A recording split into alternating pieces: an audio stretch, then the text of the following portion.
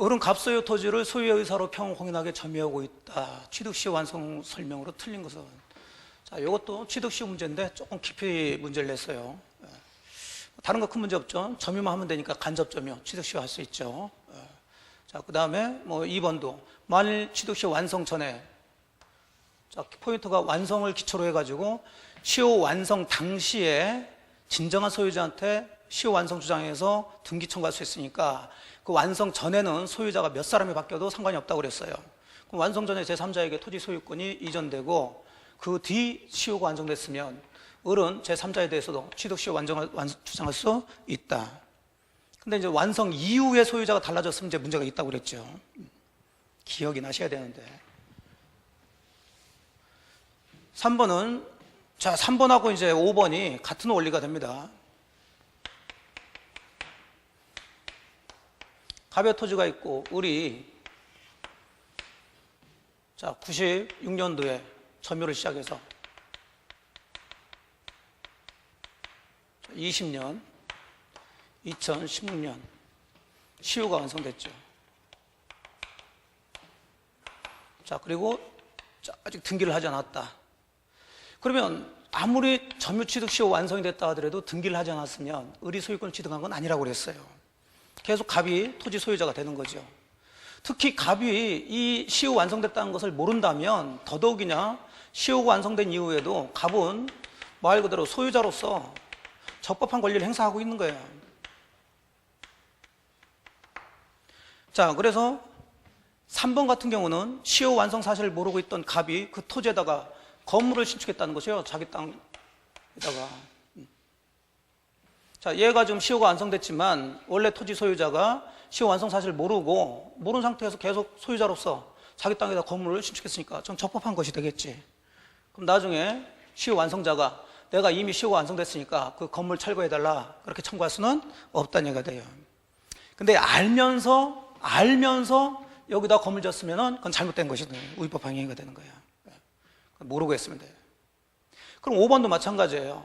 그럼 여기는 이제 물리적으로 이 땅에다가 건물 졌지만 이제 갑이라는 사람이 시효가 완성된 이후에 저 토지 돈 빌리고 병한테 돈 빌리고 자, 저당권 설정해 준 거예요. 또 근저당권 설정해 준 거죠. 그럼 똑같은 원리로 이 근저당권도 적법한 근저당권이 된다는 얘기죠. 시효 완성 이후에 들어왔으니까. 완성 전이라면 뭐 들어왔지만 자, 그러면 어쨌든 간에 을이라는 사람은 시효가 완성됐으니까 이제 이쪽으로 소유권 이전 등기 된 게 아니까 얘가 소유권 등기를 가지고 있으니 이렇게 이전 등기 받아야 되겠지. 그럼 이렇게 소유권 이전 등기를 하게 되면은 이미 병에 근저당권 등기가 붙어 있으니까 이거 따라서 간단 말이에요. 그럼 결국 이 병의 근저당권 등기는 시효 완성자가 부담을 가질 저당권이가 되는 거죠. 그러니까 이거 귀찮으니까 골치 아프니까 자, 이 을이 이걸 변제해가지고 이걸 없애버렸다는 얘기예요. 이전 등기 하기 전에. 자, 어쨌든 자기 채무를 변제한 거예요? 남의 채무 변제한 거예요? 남의 채무 변제한 거지. 그리고 이제 소유권 이전 받으려고 그랬다고요. 자, 이런 상태에서 얘가 네 채무를 내가 변제해서 없앴으니까 그거 대신 내놔라. 구상권 행사할 수 있는가 그 문제예요. 좀 전에 다 설명했죠. 어차피 말소 안 돼도 이 근저당권은 누가 부담을 가질 거라고? 을이 부담을 가질 거지. 그럼 네 거 네가 변제한 거나 마찬가지라고 본 거예요. 그래서 이건 구상권 행사나 부당이득 반환 청구할 수 없다. 이렇게 결론을 내려주고 있어요. 5번 얘기입니다. 그래서 을의 시효 취득 완성 후 갑에 의해서 토지에 설정된 근저당권의 피담보 채무를 을이 변제했어. 남의 걸 변제했죠. 하더라도 을은 갑에게 대위 변제를 이유로 구상권을 행사할 수 없어요.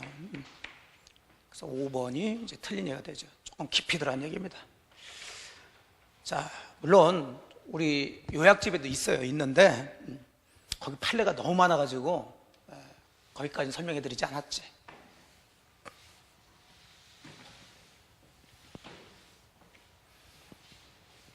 혹시 모의고사 보기 전에 민법 한 바퀴 돌리고서 보신 분 계신가요?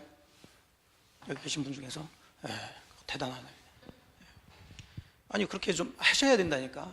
모의고사 같은 것들은 그래야지 어쨌든 간에 생각이 나는 거예요. 근데 사실 이렇게 들어보면은 거의 대부분 다 뭐 들어봤던 얘기예요. 들어보면 자꾸 이제 연습하시고 하면 되지. 자, 이제 지상권에 대한 설명으로 옳은 것 그렸어요. 자, 지상권은 용익물권이니까 일필 토지 일부에도 성립할 수가 있는데 없다 그런 건 틀렸고, 이번 지상권자는 존속기간이 만료된 때 지상물이 현존할 경우 지상권 설정자에 대해서 선택적으로 지상권의 갱신 청구 또는 지상물의 매수 청구를 하는 게 아니라 먼저 뭐부터 하고, 갱신 청구 먼저 하고 거절당했을 때 매수 청구 이러더라는 거지. 둘 중에 하나를 하는 게 아니라고 그랬죠. 이거 임대차에서 또 한 번 나오죠. 저 뒤쪽에서. 자, 3번 지상권은 지상물의 소유를 목적으로 토지를 사용하는 권리이므로 지상권자는 지상권을 유보한 채 지상물 소유권만을 양도할 수 있다. 따로따로 양도할 수 있다라고 그랬죠.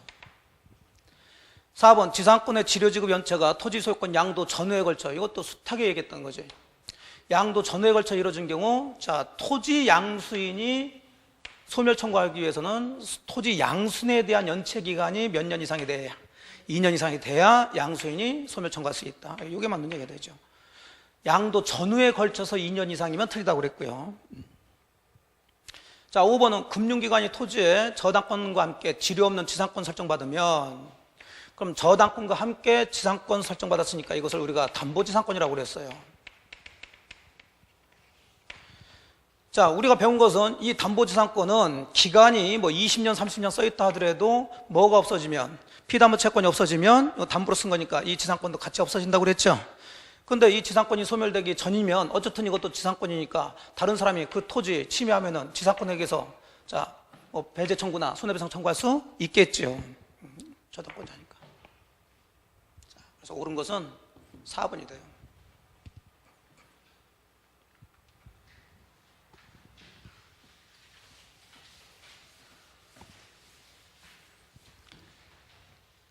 을은 갑소유 토지를 소유의 의사로, 뭐야 이거는? 거꾸로 갔네. 법정상권에 관한 설명으로 틀린 것은, 자, 법정상권에서 가장 기본적으로 성립되지 않는 거, 나대지, 함께 양도 양서, 동의 승낙받아, 공동저당권에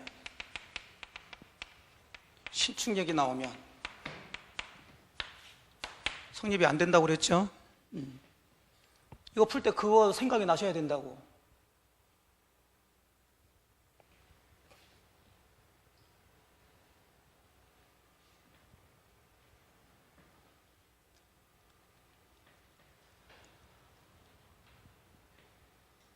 그럼 4번부터 보시면 동의나 했다면 성립하지 않는다. 있다 그래서 요놈이 틀렸겠죠. 5번도 동의를 얻어 결론은 성립하지 않는다. 오케이, 맞았겠죠.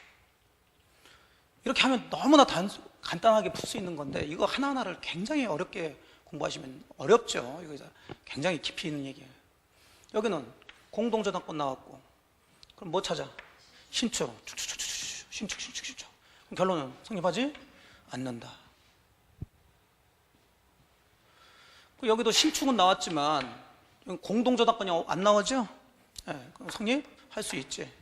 결국 여기서는 설정 당시 건물이 존재하면 우리가 기본 키워드가 법정상권은 저당권 설정 당시 그 토지 위에 건물이 있어야 되고 그 토지와 건물의 소유자가 같아야 되죠. 그 다음에 1번도 쭉 들어가면 뭐 건축 중인 경우라도 성립할 수 있다고 그랬고, 자, 이 문장 안에서는 이런 얘기가 없으니까 성립할 수 있다 이렇게 들어왔죠. 4번이 되죠.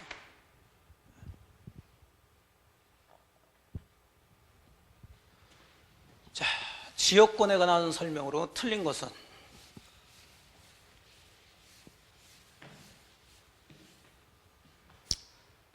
자, 뭐 간단한 거니까 이것은 3번 들어가죠. 지역권도 물권적 조건이 인정되지만 지역권 저당권에는 반환청권은 인정되지 않는다. 3번이 되겠죠.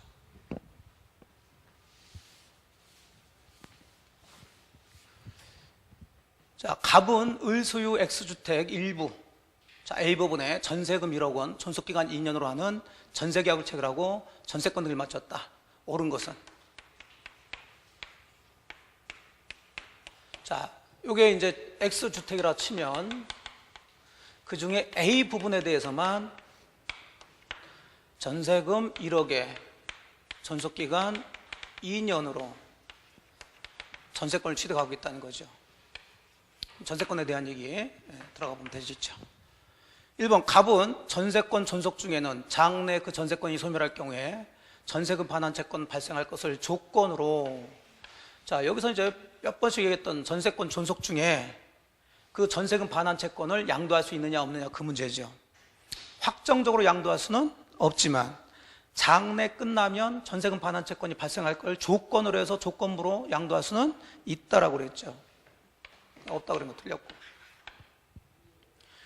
2번 을이 갑에게 전세금 반환을 지체한 경우 갑은 X 부분, X주택의 A 부분이 아니라 전부에 대해서 경매 청구할 수 있다. 자 지금 건물 일부의 전세권 설정, 맨 일부 가지고 따지는 것은 전부 경매 청구할 수 있냐 없냐, 아니면 다른 사람이 경매 들어갔을 때 그 경매 대금에서 전부 우선 변제 받을 수 있냐 없냐, 맨날 할 때마다 얘기했던 거죠.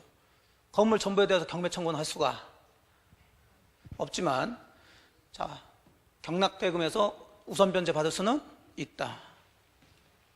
전부 경매 청구할 수는 있다고, 전세금을 우선 변제 받을 수는 없다. 거꾸로 됐죠.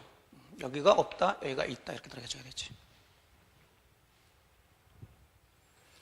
4번 갑의 채권자 병이 병의 전세권의 저당권을 취득한 경우 전세권의 존속기간이 만료되더라도 갑은 전세권 자체에 대해서 저당권 실행할 수 있다 그랬는데, 이것도 뭐 굉장히 강조해드렸던 거죠. 자, 을이 돈이 필요해가지고 병한테 이 전세권 담보에서 저당권 설정해 줬을 때, 이 저당권의 목적이 되는 것은 전세권의 용익물권 성질이지 담보물권 성질이 아니라고 그랬고요.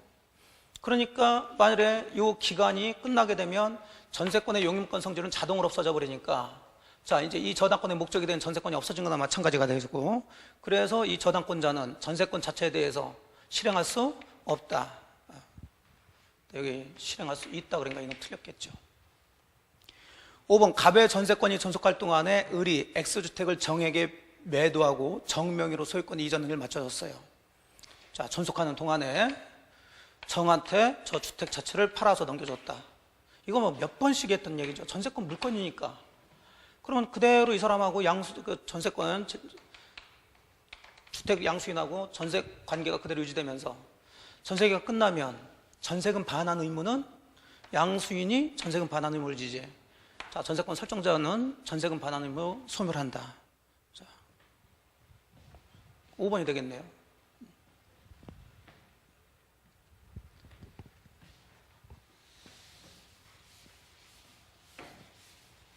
유치권에 관한 설명으로 옳은 것은, 이것도 뭐 숱하게 했지. 자, 간접 점유를 통해서도 유치권은 행사할 수 있고 성립할 수 있지만 채무자를 직접 점유자로 해서는 안 된다. 자, 1번이 되겠네? 옳은 거 고르라고 했으니까. 2번은 자, 키워드가 우선 변제 받을 수는 없죠.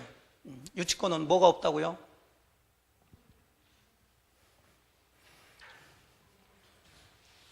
유치권에 인정되지 않는 거 우, 물, 물추, 우선 변제, 물상대위, 물권적 정권 인정되지 않죠. 우선 변제 받을 수 있다 그랬으니까 틀렸겠죠.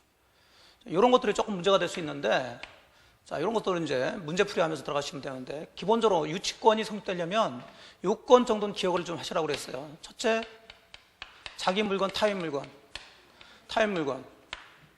이걸 뭐 한 사람? 점유해야죠. 그 다음에 그 물건으로부터 생긴 채권이죠. 자, 요게 뭐에 있어야 돼? 변적이 있어야 되는데, 자, 안 주니까 나도 그럼 안 주겠다.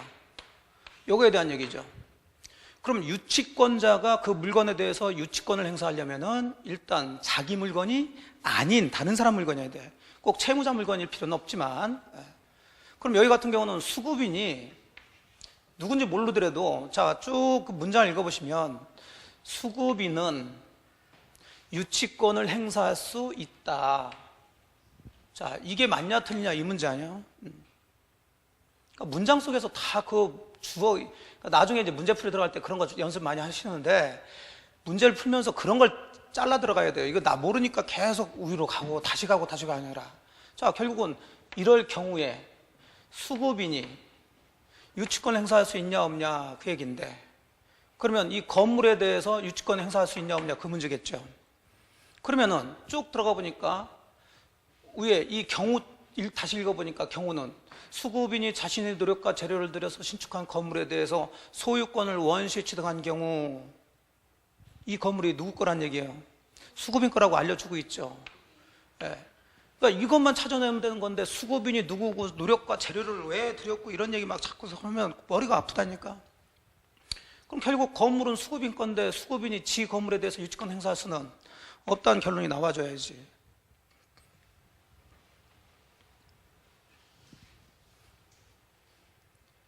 자, 4번은 이것도 뭐 몇 번씩 했죠. 자, 압류 효력이 발생된 후에 성립한 유치권 가지고서는 경락인한테 대항할 수 없지만, 자, 발생하기 전에 취득한 유치권 가지고서는 자, 경락인한테 대항할 수 있지. 근데 틀렸고. 자, 5번은 공사대금 채권에 의해서 유치권을 행사하는 자가 스스로 보존에 필요한 사용이죠. 자, 원래 유치권자는 남의 물건이니까 그걸 마음대로 사용하거나 다른 사람한테 빌려주거나 담보로 제공하거나 하면 안 되죠. 자, 그런데 예외적으로 채무자에 뭐가 있거나 승낙이 있거나 또는 여기처럼 뭐에 필요할 때는 보존에 필요할 때는 승낙 없이도 사용할 수가 있다. 그 보존에 필요한 범위에서 사용했으니까 자, 이건 적법한 행위니까 유치권 소멸 청구할 수는 없죠. 1번이 되죠. 1번. 아직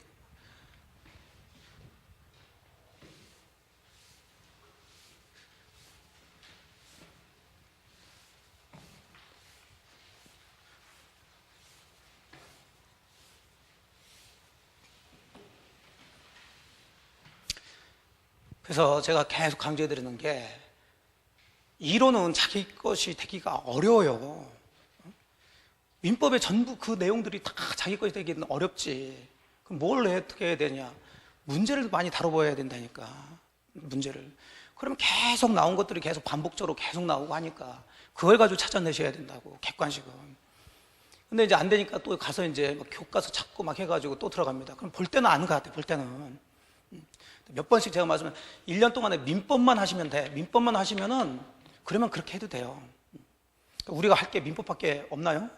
수도 없이 없지. 그러니까 모든 과목의 이론을 뭐 좀 명확하게, 물론 엄청나게 열심히 공부하시고 또 전에 말씀드린 것처럼 이 법에 좀 특화된 분들이 계세요. 좀 특이한 분들이 계세요. 자기는 지금까지 법에 대해서 아무것도 몰랐었는데 이 중개사 공부하다 보니까 야, 이 법 나한테 맞는 것 같아. 그래서 굉장히 잘하시는 분들 계세요. 그런 분들.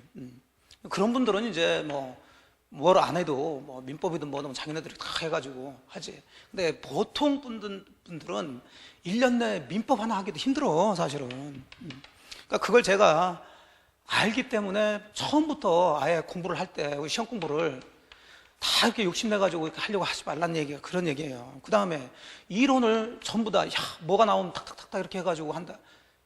그렇게 하기가 이 민법 하나 하더라도 힘들죠. 그럼 결국은 기본적인 건 이제는 무슨 얘기 하는지는 조금 이제 안단 말이에요, 이제. 그걸 통해서 그러면 유치권 물어본다 그러면은, 유치권에서 뭘 자주 내는구나. 이걸 느끼셔야 된다는 거지. 그러려면 계속 문제를 푸셔야 돼요. 문제를 푸는 게 아니라 계속 보셔야 된다고. 5개에서.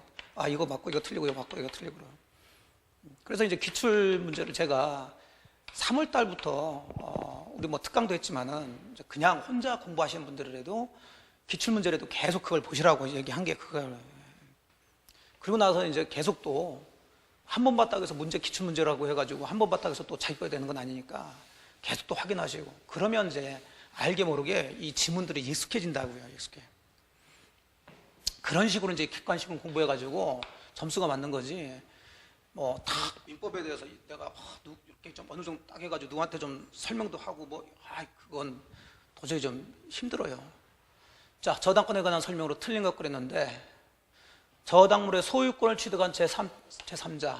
자, 우리가 이제 저당권에서 제3 취득자라는 사람들이 있었죠. 자, 저당권 설정 후 소유권이나 지상권이나 전세권을 취득한 사람들이죠.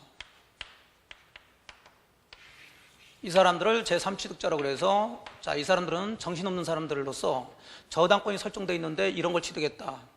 그럼 경매 들어가면 다 쫓겨날 사람이라 해서 이 사람들을 보호하기 위해서 세 가지를 정해놨다고 그랬어요. 첫째가 저거죠.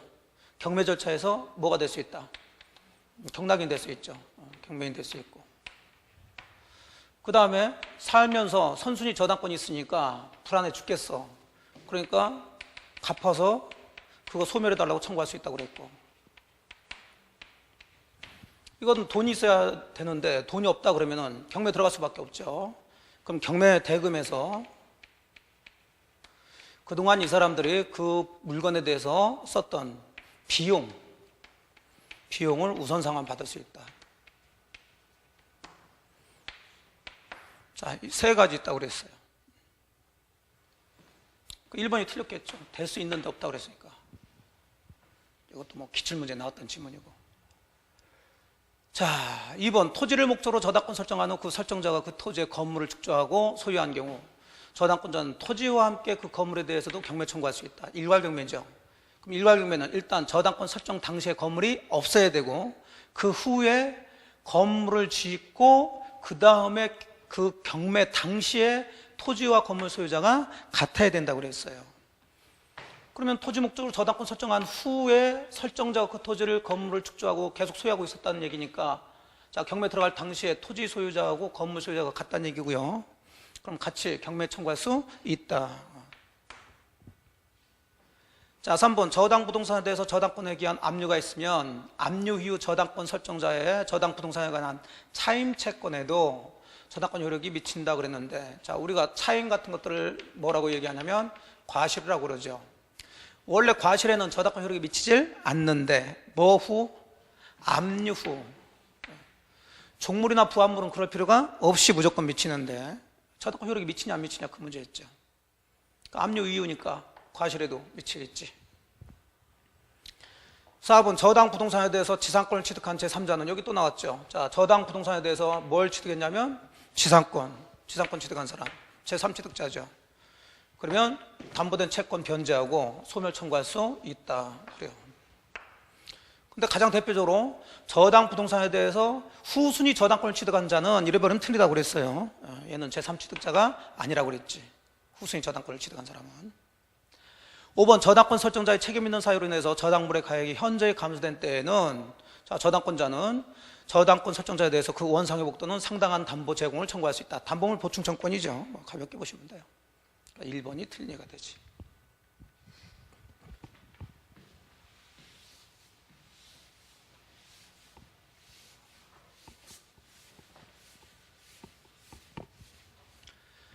갑소유 부동산의 채권 채권액을 2억 원으로 하는 의뢰 근저당권이 설정된 경우에 대한 설명으로 틀린 것은, 자, 근저당권의 문제죠.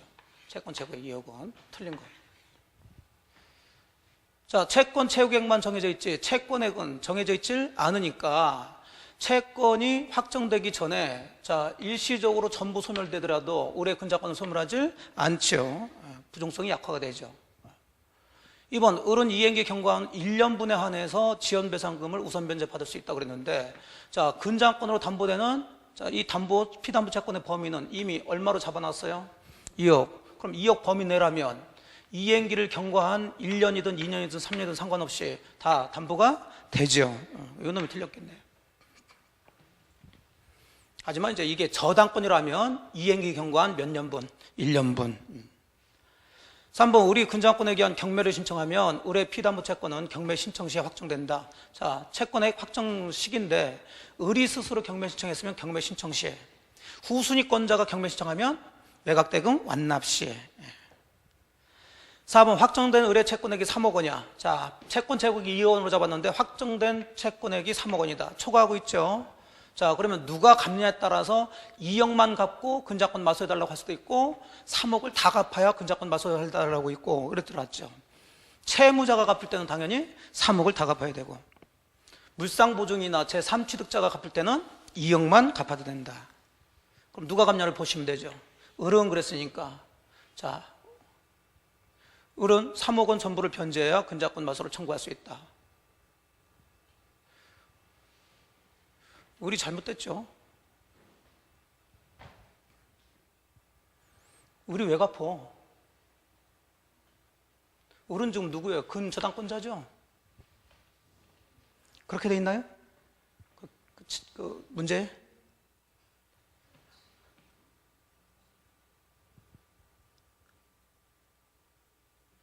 지문에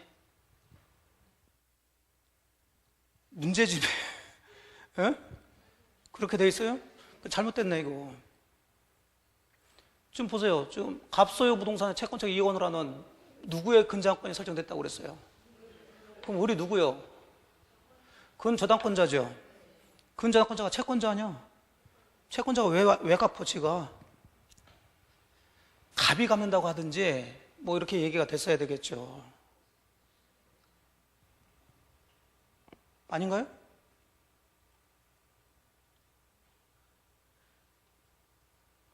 문제를 좀 잘못 낸 것 같아. 에? 갑이 되더라도 이건 좀 문제가 있어요. 왜냐하면 갑이 채무자인지 물상보증인인지 이거 드러나지가 않잖아요 지금. 예. 이 문제는 좀 잘못된 문제가 돼요. 일단 이거는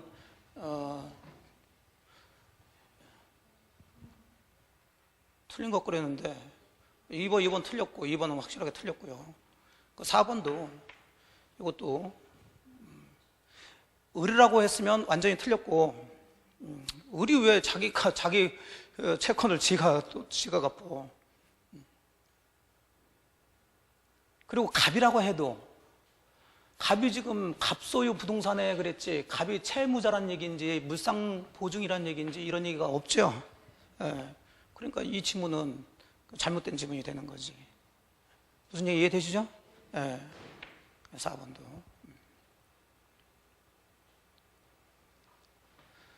자, 5번. 근저당권의 피담보 채권이 확정된 이후에 을이 갑에게 추가로 대여한 금원에 대해서는 자, 이미 확정이 된 이후에 새로 발생한 새로운 채무죠.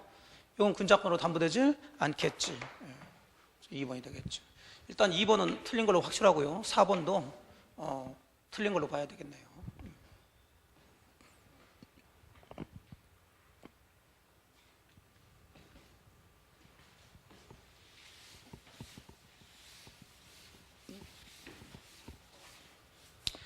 계약 성립에 관한 설명으로 틀린 것은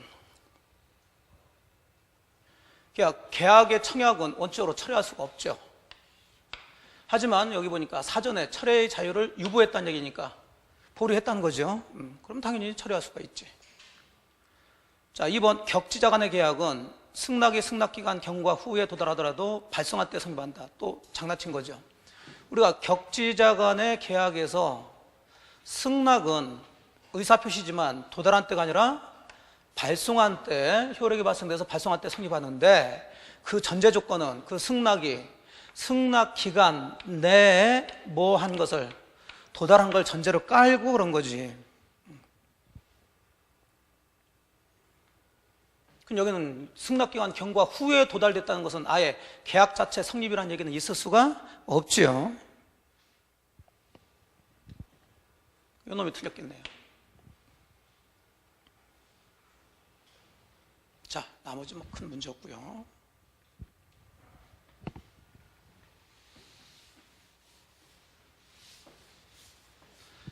갑이 을에게 자신의 건물을 매도하는 계약을 체결한 후 소유권 이전 및 인도 전에 화재가 발생해서 건물이 전소됐다. 다음 설명 중 틀린 것은? 자, 이런 문제는 후발적 불능 얘기구나. 뭐 요약집 사례에도 나와 있는 것처럼.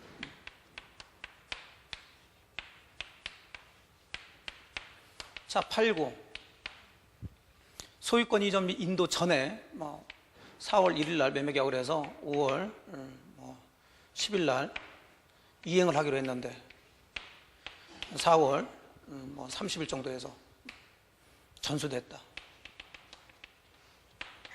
불능이고 후발적 불능이겠죠. 항상 후발적 불능은 누구 책임이냐를 따지라고 그랬어요. 자, 결국 건물이니까 얘가 채무자고 채무자 기책사유라면 이건 채무 불이행으로 들어가서 을은 계약을 해지하고 손해배상 청구할 수 있지만 채무자 책임이 아니라면 우연부담 얘기로 나온다고 그랬죠. 주로 이제 여기서 문제는 이제 이 얘기겠지. 자, 우연부담은 이제 갑은 어차피 검을 타버렸으니까 소유권 이전해 줄 수는 없지만 을 보고 대금 달라고 할 수 있는가 없는가 그 문제죠.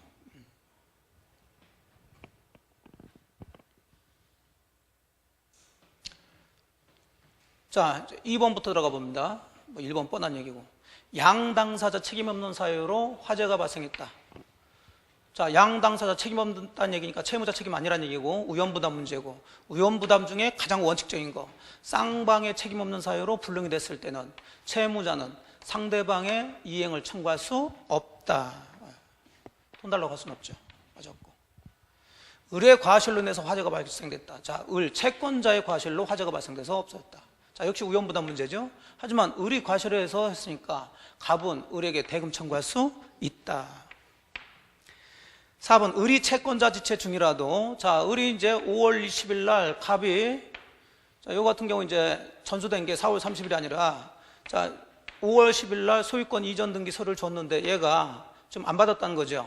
자, 이걸 무슨 지체라고 하냐면 수령 지체, 다른 말로 채권자 지체라고 그랬어요. 자, 이런 상태에서 5월 한 15일 날 전수가 됐을 때 쌍방의 책임 없는 사유로 전수가 됐다 하더라도 이미 이 사람은 이행을 하려고 시도를 했죠. 자, 그러니까 갑은 을에게 대금 청구할 수 있다. 없다 그랬으니까 요놈이 틀렸겠죠. 자, 4번인데요. 동시행 항변권에 대한 설명으로 틀린 것은 그랬죠.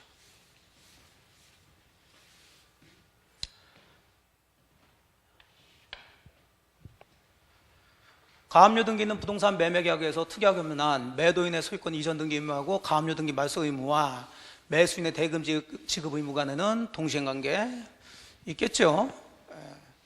여러분들이 건물을 샀는데 그 건물에 가압류 등기가 있었다는 거죠. 그럼 당연히 소유권 이전 받으면서 가압류도 없애주면서 소유권 이전 등기 해줘야지. 자, 2번은 동시행관계에 있던 채무 중 어느 한 채무 이행불능으로 발생한 손해배상 채무는, 자, 손해배상 채무는 항상 그전 채무하고 동일성을 갖게 되니까 동시행관계에 있던 채무라고 그랬으니까 역시 여전히 동시행관계에 있죠. 자, 3번은 이제 우리가 외웠던 거죠. 임차권 등기 말소 의무, 이건 동시행관계가 아니다. 자, 동시행관계 아닌 것들 몇 가지 있었죠. 가장 기본적으로 변제. 자, 채무 변제하고 뭐 담보물권 말소, 그 다음에 임차권 등기 말소, 그 다음에 경매무효, 가장 대표적인 거. 그 다음 선의행 의무자. 선의행 의무자는 동시행 항변권 행사할 수 없지만 선의행 의무자가 어쩌고 저쩌고 하면 할 수 있다. 그러니까. 자, 4번 같은 경우는 뭐 안 보셔도 돼요. 동시행 항변권이 붙은 채권을 자동 채권으로 해서, 자, 상기할 수는 없어요. 그럼 반대로 수동 채권으로는 할 수 있게 됩니다. 더 이상 들어갈 이유도 없어요. 이것은 우리 범위 벗어난 거니까.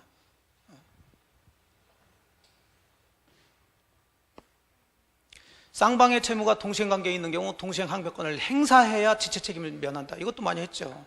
자, 동시행관계에 있으면은 상대방이 줄 때까지 내 채무도 안 줘도 된다는 얘기고, 그 안 주는 게 정당하죠. 정당한 때 지체 책임 묻는다 그러면 말도 안 되는 소리지. 그럼 동시행 항변권을 행사하지 않더라도 지체 책임을 면하게 되겠지. 5번이 되겠죠. 아니, 제가 여러분하고 제 아파트를 팔아서 5월 15일 날, 자, 여러분이 잔금 주고 제가 소유권 이전해주기로 했다니까. 근데 제가 5월 15일 날 소유권 이전 등기서를 안 줘요. 그럼 여러분이 잔금을 안 주겠지. 네. 그럼 그게 안 주는 이유는, 자, 제가 안 주니까 여러분도 안 주는 거죠? 그럼 동시행 항변권이 발생된 거죠. 꼭 동시행 항변권을 행사한 게 아니라. 그러면 16일, 17일, 18일 쭉 해가지고 제가 등기서를 계속 안 주면 당연히 여러분도 잔금을 주질 않겠지. 이게 지체 책임이 되는 것은 아니죠.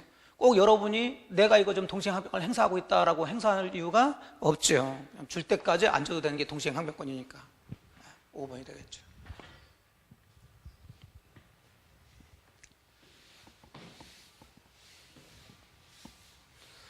갑이 자신의 건물을 을에게 매도하면서 매매 지급과 동시에 점유를 이전하고 소유권 이전기에 필요한 서류를 교부하기로 했다. 다음 설명 중 틀린 것은? 위에하고 비슷하게 또 문제를 냈죠. 갑이 자신의 건물을 아까 그 얘기니까 을에 책임 있는 사유로 건물이 멸실된 경우, 자 이제 을에 책임 있는 사유라고 그랬으니까 채무자 책임이죠. 자 그러면 갑은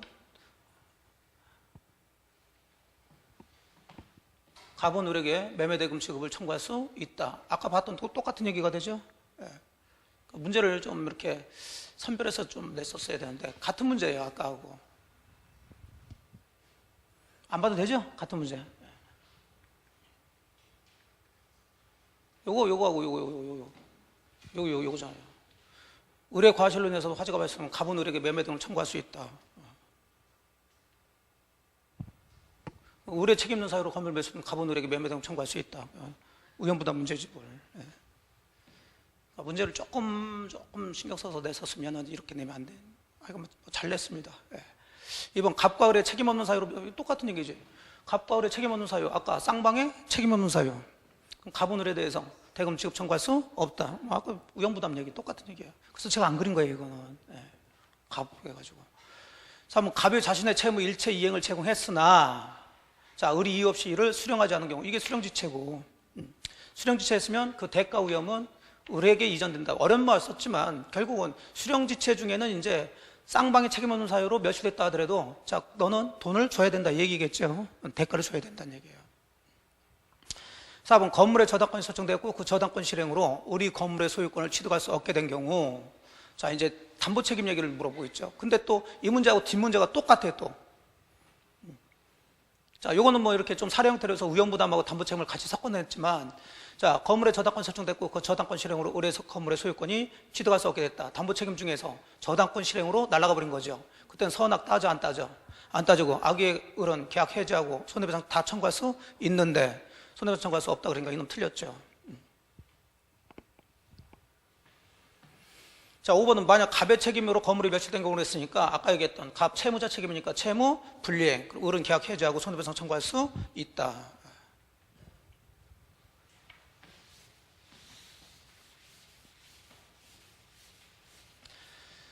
A와 B는 A가 소유한 토지를 B에게 매매하고 매매대금은 B가 C에게 지급하기로 약정했다. 실제 시험에서는 이렇게 갑을병하면 갑을병 이렇게 이렇게 통일시켜서 들어가지, 앞쪽에는 갑을병 했고 여기는 또 AB 해놓고 이렇게 들어왔죠. 그렇게는 그렇게 안 나오니까 그렇게 이해하시고, 어쨌든 이건 읽어보면, 자 토지 매매계약 하면서 그 매매대금 B가 누구한테? C에게 주기로 약정했다. 뭘 위한 계약? 제3자를 위한 계약이죠. 얘가 유약자, 얘가 낙약자, 얘가 수익자, 제3자. 자, 틀린 거 골라라 했으니까 C가 B에게 수익의 의사표시를 함으로써, 자 수익의 의사표시는 C가 누구한테 하냐면 낙약자 B에게 하죠. 매매대금 채권 취득하게 되고. 자 2번 C가 수익의 의사표시를 한 후에 B가 대금 채무 이행을 지체한 경우, 자 지금 수익의 의사표시 했는데 B가 얘한테 대금을 안 줬다는 거죠. 이행지체죠. 자 C는 손해배상 청구할 수 있으나 계약 해지할 수는 없다. 그렇죠. 계약 해지는 A가 해야 되겠죠. 해제, 취소 얘기 나오면 제3자는 할 수가 없다. 3번 C가 수익의 의사표시를 B에게 한 후에도 B는 A 사기를 이유로 매매계약을 취소할 수 있다. 자 B는 누구와의 관계? A와의 관계에서 매매계약이 자 사기다 그러면 당연히 취소할 수 있는 거죠. 그럼 취소했으면 얘는 선이 제3자에 해당되냐? 아니라고 그랬죠. 이거 취소했으니까 이거 없어져 버리니까 A와 B 간의 관계가 와르르 무너져 버리면 다 무너진다고 그랬어요. 그래서 B는 C에 대해서도 나 너한테 대금 못 주겠다, 거절할 수 있다, 대항할 수 있다 얘기죠. 4번 B가 C에게 상당 기간 두고 이에게 향수 여부에 대한 확답을 최고했음에도 불구하고 C로부터 그 기간 내에 확답받지 못했을 때는, 자 얘가 얘한테 이제 물어본 거죠. 우리가 이렇게 계약했는데 너 어떻게 할 거냐, 받을 거냐 말 거냐. 자 얘가 확답을 했어요 안 했어요? 안 했으면 받은 걸로, 거절한 걸로? 거절이지. 근데 수익의 의사표시 한 것으로 본다 해서 이놈 틀렸죠. 자, 5번 B의 C에 대한 대금 지급 의무와 A의 B에 대한 소유권 이전 의무는 원적으로 동시행관계. 그렇죠. 매매계약이니까. 다만 이 B의 대금 채무하고 A의 소유권 이전 채무는 동시행관계인데 이 채무를 얘한테 주기로 했을 뿐이니까 당연히 B도 C한테 대금 주려면 A의 소유권 이전이 되면서 이렇게 들어가줘야 되겠죠. 동시행관계 맞지. 4번이 되겠어요. 자, 70번 갑의 건물에 대한 갑과 을사의 매매계약 해제에 관한 설명으로 옳은 것은, 자, 이제 해제 문제네요. 1번 갑이 소재기로서 계약 해제권을 행사했어요. 해제권은 형성권은 일방적으로. 그럼 행사했으면 일방적으로 해제가 됐죠. 그럼 그 소를 취하해도 해제 효력은 소멸하지 않는다. 옳은 얘기니까 요거에 옳은 얘기네. 역시 기출지문이고. 2번 갑의 귀책사유로 인한 이행지체를 이유로 계약을 해제한 을이 계약이 존속함을 전제로 해서 갑한테 계약상 의무이행을 구할 경우, 자, 지금 결국은 을이 계약을 뭐 했냐면 계약을 해제했죠. 을지가 해제해놓고 다시 갑한테 야 넘겨달라 이렇게 청구하고 있다는 거죠. 그러면 당연히 갑은 야 네가 해제했잖아, 이행을 거절할 수 있어야지.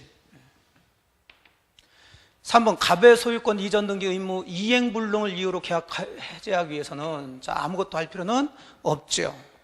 근데 잔대금을 제공해야 된다. 틀린 얘기지. 최고할 필요도 없고 이행기까지 기다릴 필요도 없고 자기 채무 제공할 필요도 없고. 4번 계약 성립 후 건물에 가압류가 됐던 사유로 을은 갑의 계약 위반을 이유로 계약을 해제할 수 있다 그랬는데, 계약 성립 후 건물에 가압류가 됐다는 게 불능은 아니죠. 그러니까 해제할 수는 없지. 5번 을의 중도금 지급 채무 불이행을 이유로 매매계약이 적법하게 해제되는 경우 착오를 이유로 또 계약을 취소할 수 있죠. 몇 번 나왔던 거죠. 해제했다 하더라도 매수인은 착오로 취소할 수 있다. 2번이 되겠죠. 갑은 자기 소유 토지 을에게 매도하면서 계약금 수령했다. 설명으로 틀린 것은 계약금 문제겠죠. 자, 1번 갑은 을에 중도금 지급하기 전에 수령한 계약금 배액을 상환하고 계약을 해제할 수 있다. 오케이. 자, 2번 갑의 해제권 행사는 실제로 받은 계약금 배액이 아니라 약정 계약금 배액 상환과 제공과 함께 해줘야 되겠다. 이것은 이제 판례 얘기죠. 3번 갑이 계약 해제 의사표시와 함께 계약금 배액을 제공했으나 을이 이를 수령하지 않는 경우 공탁을 해야 유효한 해제권 행사가 된다. 유명한 얘기죠. 공탁까지 할 필요는 없다. 3번이 되겠죠. 자, 다른 것들 큰 문제가 4번 같은 경우는 배액상을 받은 을은 계약금 이상의 손해가 발생했음을 입증해도 추가로 손해배상 청구할 수 없다 그랬는데, 계약금에 의해서 해제할 때는,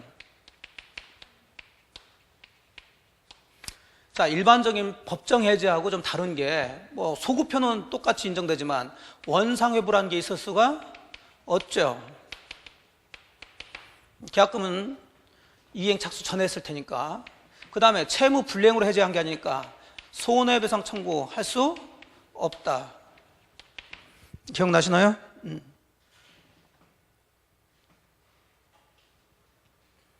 그래서 손해배상 청구할 수는 없죠. 하지만 이게 법정 해제라면, 법정 해제, 즉 채무 불이행으로 해제했다면 증거 있으면 원상회복 의무가 있고, 채무 불이행이니까 손해배상 별도로 청구할 수 있고, 그런 얘기지. 자, 72번 매도인의 담보책임 옳은 것은 그랬네요. 자, 2번 아까 봤던 거, 저당권 설정된 부동산 매수인이 저당권 행사로 그 소유권을 취득할 수 없는 경우 악의 매수인은 특별한 사정이 없는 계약 해제하고 손해배상 청구할 수 있다. 이게 맞았지. 아까는 없다 그래서 그거 틀린 걸로 해서 그게 정답이었고. 자, 그러면 다른 거 1번 타인 권리를 매도한 자가 그 전부를 취득해서 매수인에게 이전할 수 없는 경우. 자, 타인 권리 전부 타인에게 관한 거죠. 자, 그러면 선의 매수인 다 할 수 있고 악의 매수인은 뭐만 할 수 있다? 해제만 할 수 있죠. 전부 할 수 없다 그러니까 틀렸고. 2번은 이미 맞았고요. 3번 매매 목적인 권리 전부가 타인에게 속해서 또 전부 타인. 권리 전부를 이전할 수 없게 된 경우 매도인은 선의 매수인에게, 자, 손해배상을 하는데 손해배상은 실내이익이 아니라 담보 책임은 매매 계약이 유효함을 전제로 하니까 이행이익 배상해줘야겠죠. 4번 매매 목적 부동산의 전세권이 설정된 경우, 자, 용의권으로 제한되고 있죠.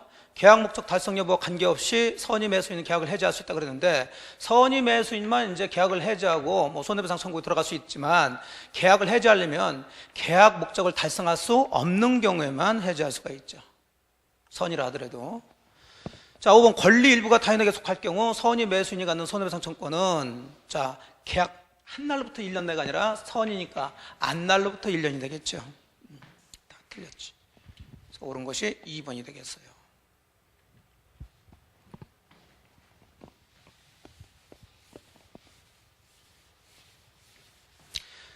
토지 임차인의 지상물 매수청권에 관한 설명으로 옳은 것.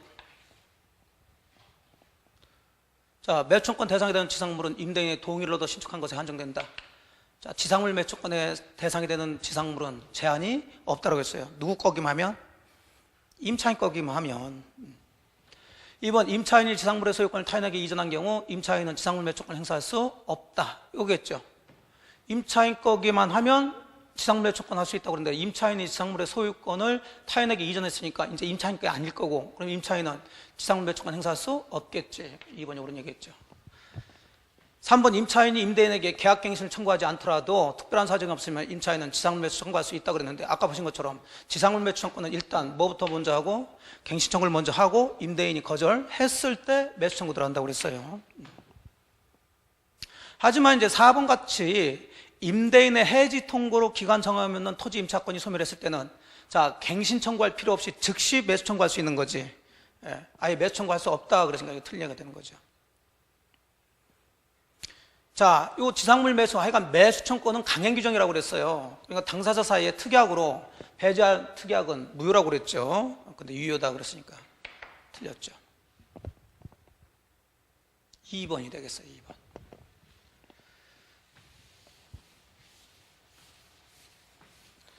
임대인 임차인 권리 의무에 관한 설명으로 틀린 것은, 자, 1번 뻔한 얘기고요. 2번 필요비 유익비를 지출한 임차인은 즉시 상환 청구할 수 있다. 자, 임대차에서 필요비는 즉시지만 유익비는 종료한 때죠. 2번이 되겠어요. 자, 넘어갑니다. 똑같은 얘기 계속 나오니까. 75번 주택임대차보호법에 관한 설명으로 틀린 것은, 자, 1번 일시 사용을 위한 거 적용 안 되죠. 하지만 미등기 전세계약 적용되죠. 자, 대지도 포함되고요. 저당권 설정된 주택을 임차해서 인도 및 주입 완료된 임차인은 아무리 대항 요건을 갖췄다 하더라도, 자, 저당권이 먼저 선순위로 잡혔죠. 그럼 경매로 인한 경우에는 경락한테 대항할 수가 없지. 이건 뭐 기본적으로 몇 번씩 했던 거죠. 4번이 되겠죠.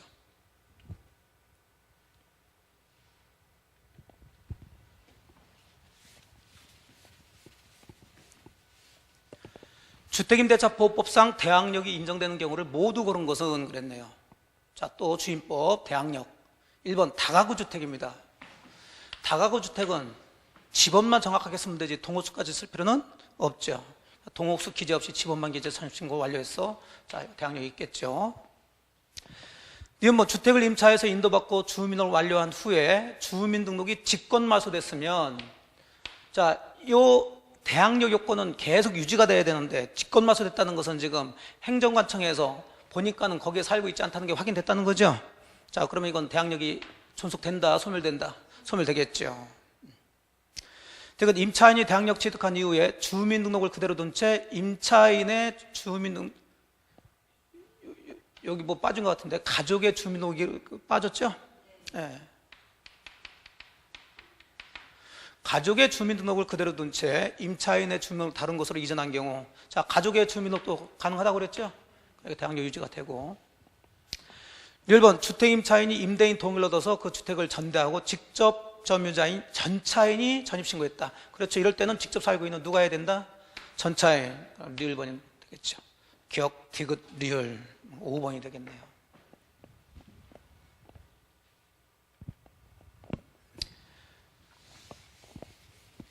자, 상가건물 임대차보호법 설명으로 틀린 것은, 자, 이제 상가건물 임대차보호법은 보증금, 서울 같은 경우 보증금 얼마?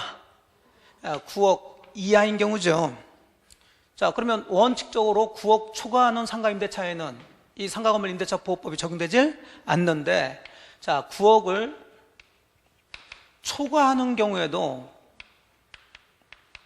적용되는 게 몇 개 있다고 그랬어요. 권 대표 갱신 요구했는데 자, 차임 연체에서 해지당했죠.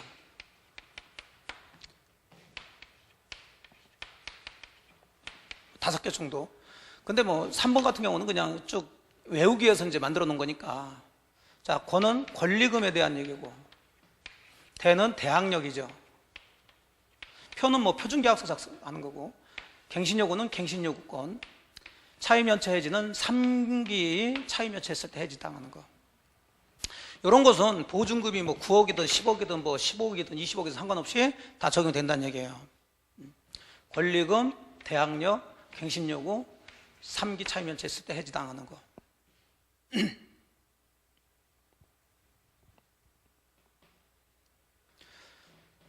그러니까 1번 같은 경우 보증금이 10억이다. 좀 초과했죠. 그러니까 기본적으로 상가건물 임대차 보호법이 적용이 안 되는데, 자, 임대차에 대해서도 목적물을 인도받고 사업자 등록을 완료하는 임차에는 대항력 얘기는 취득할 수가 있죠. 적용됩니다. 1번은 옳은 얘기고. 자, 2번은 임차인의 갱신 요구권은 최초 임대차 기간을 포함해서 몇 년? 10년, 5년에서 10년으로 연장됐고요. 3번 임차인이 3기분의 차임을 연차하면 임대인 계약 해지할 수 있고, 4번 임대차 계약이 종료된 경우 임차인은 임대인에게 보증금과 함께 권리금 반환 청구할 수 있다. 자, 권리금은 임대인이 내주는 게 아니죠. 새로 들어온 사람이, 자, 새로 들어온 사람한테 이제 받는 건데, 다만 임대인은 그걸 방해하면 안 된다는 얘기지. 4번이 되겠어요. 5번은 신경 쓸 것 같고요.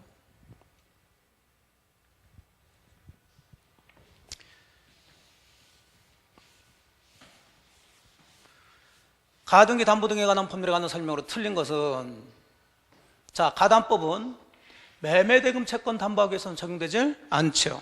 뭘 하기 위해서는? 소비대차죠. 소비대차. 소비대차 뭐 차용금, 대여금, 돈 빌리는 거, 이걸 담보하기 위해서 가등기 적용되죠. 매매대금이나 공사대금 채권 나오면 안 된단 말이에요.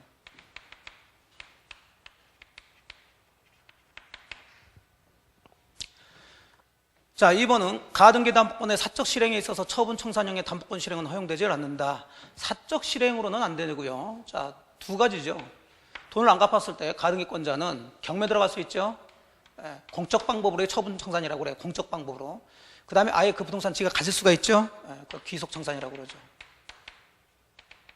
둘 중에 하나는 거지.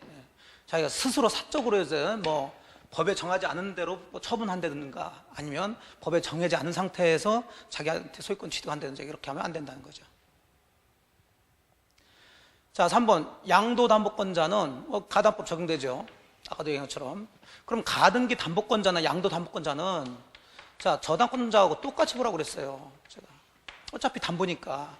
다만 이제 요것만 틀다고 그랬지. 저당권자는 지가 가질 수는 없지만, 가등기 담보권자나 양도담보권자는 경매도 할 수 있지만 뭣도 할 수 있다. 귀속청산 지가 가질 수도 있다는 얘기지.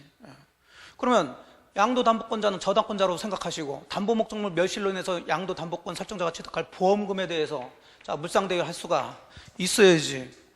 저당권자 물상대여 할 수 있잖아요. 없다 그러니까 이놈이 틀렸겠지. 4번 가등기 담보 등에 관한 법률에 따른 청산 절차의 경우 지급할 청산금이 없는 경우에도 실행 통지는 해야지. 맞았고, 채권자는 자기가 통지한 청산금 액수에 대해서 다툴 수 없고. 3번이 되겠죠.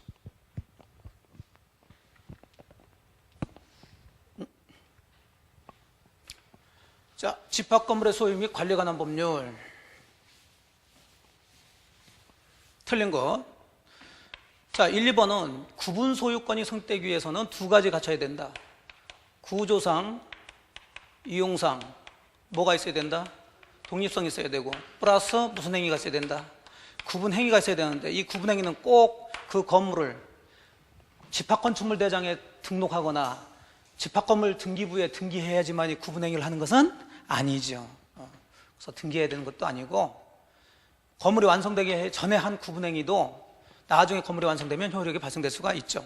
대표적으로 건축허가 들어갈 때 아예 집합건물로 건축허가 받았으면 이건 구분 행위를 한 거나 마찬가지죠. 그래서 나중에 이제 건물이 신축되면 대장에 등록하지 않더라도 그대로 이제 구분 소유권이 성립된다는 얘기죠. 자, 그리고 3번인데 공용부분 변경하는 사항은 구분 소유자 및 의결권의 과반수가 아니라 4분의 3 이상이죠. 집합관리법에서 이 의결 정족수 얘기하는 게 이제 몇 개 있는데 4분의 3 이상하고 5분의 4 이상 요거 가지고 장난 많이 쳐요. 가장 대표적으로 4분의 3 이상은 여기 지금 뭐에 관한 사항? 공용부분 변경에 관한 사항하고 그 다음에 규약에 대한 거예요. 규약을 설정하거나 뭐 변경하거나 폐지할 수가 있죠. 4분의 3이고 5분의 4는 재건축에 대한 거예요. 재건축.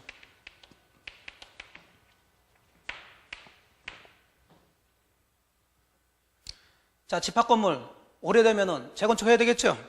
예, 그럼 막 하지 말고 그 재건축할 때는 거기 살고 있는 구분 소유자 의결권의 얼마? 5분의 4 이상 의결 가져서. 그럼 재건축은 오래됐으니까 새 거니까 오래됐으니까 할 거 아니에요. 오래된 데서 살려면 오싹오싹 하겠죠? 오싹오싹 5분의 4. 자, 대지사용 어쨌든 3번이 틀린 걸로 정답이 되겠고 나머지는 뭐 큰 문제 없으니까. 그 5번 같은 경우 체납관리비인데 지난번에도 이게 나왔는데 체납관리비 특별승계액이 승계되는 것은 전유 부분에 대한 게 아니라 뭐에 대한 거? 공용 부분에 대한 거라고 그랬죠. 공용 부분에 대한 체납관리비가 특별승계액이 승계되고 또 공용 부분에 대한 체납관리비는 승계된다 하더라도 연체료는 승계되지 않는다고 그랬죠. 지난번 모의고사에서도 나왔던 얘기가 돼요.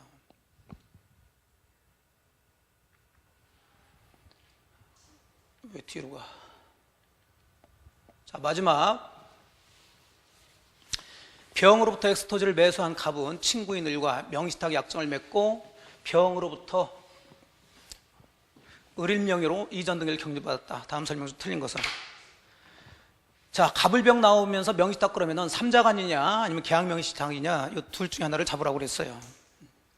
자, 그럼 누가 샀느냐를 생각하시라고 그랬지. 자, 명의신탁자가 스스로 샀으면은 뭐고?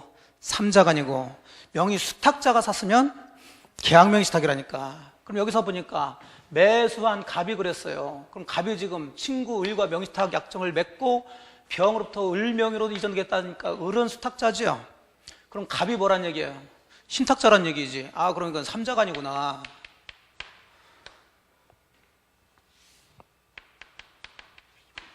그것부터 먼저 파악을 하고 문제를 푸셔야 돼.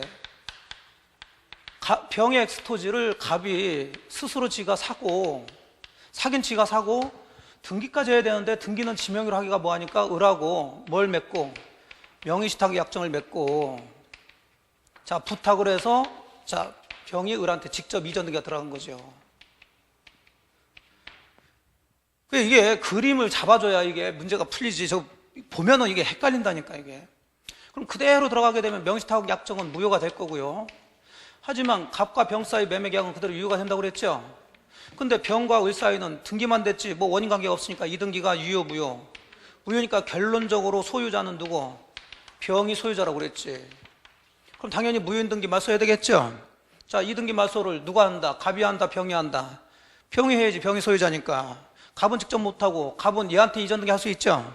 자, 그럼 갑은 병을 뭐해서? 대위에서 말소할 수밖에 없다. 결국은 갑한테 가야 되는데 원래는 이등기 말소해서 이렇게 넘겨주고 이렇게 들어가줘야 되는데 왜 그렇게 힘들게 사냐고 직접 이전 등기 해줬어요. 그래도 그 등기는 유효가 된다. 이런 상태에서 요 무효인 등기를 토대로 해가지고 정이라는 사람이 이걸 사서 이전 등기 받았다. 자, 얘가 제3자죠. 그럼 명의신탁에서는 이 무효를 가지고 제3자에게 대항할 수 있다 없다? 없다. 선이든 악이든. 그럼 제3자는 소유권 취득한다. 이렇게 들어가줘야죠. 명의신탁에서 제3자 나오면 계약 명의신탁에서 이제 짜고 하는 거 빼고는 다 소유권 취득하죠.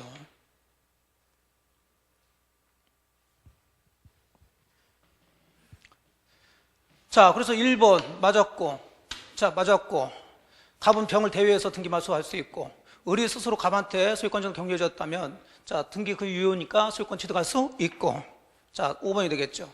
을로부터 엑스토지를 매수해서 소유권 이전을 격려받은 정이 명의신탁 약정 존재를 알고 있었던 경우 소유권을 취득하지 못한다. 정은 소유권 취득한다. 선이든 악이든. 자, 이렇게 해서 사하신 문제를 한번 쭉 훑어보셨어요. 만드시면 돼요. 자, 고생 많으셨어요. 수고하셨습니다. 예.